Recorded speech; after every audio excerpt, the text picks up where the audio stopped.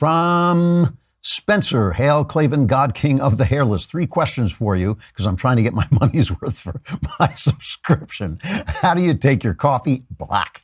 In fact, I always hated coffee until I accidentally drank it black. I always thought it's kind of sweet and, soft and all this stuff. And then I had a black cup of coffee and I thought, oh, that's really good. I like black, strong coffee. 2, do you have any plans for speaking engagements this fall? Yeah, YAF is offering it up on their website. I don't know whether they've scheduled any. I've got one next week, don't I? Next week? Yeah, I'm going to Washington, D.C., I think, next week and talking to YAF. But we'll announce them as we come up. We've been very bad about announcing them, and it's all Rob's fault, and we'll do it. We will do it as they come up. 3, what is your spirit animal?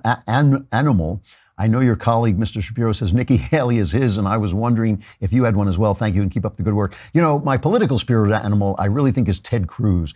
Not because I always agree with Cruz. I don't always agree with him, but he is a staunch conservative and honest guy, and I really like the fact that Donald Trump treated him like garbage. He treated him during the campaign. He said terrible things about his wife. He said terrible things about his father, and Cruz fought him down to the wire. But once he lost, he worked with him.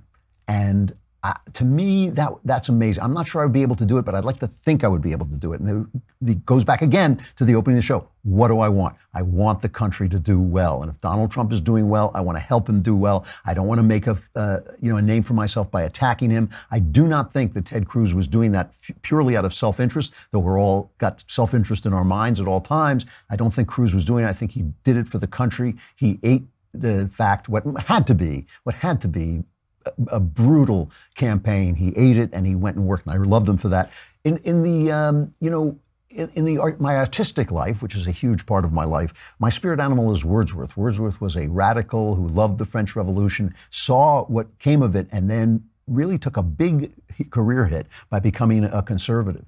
And it cost him a lot and still costs him a lot in his reputation. And I've always loved him for that.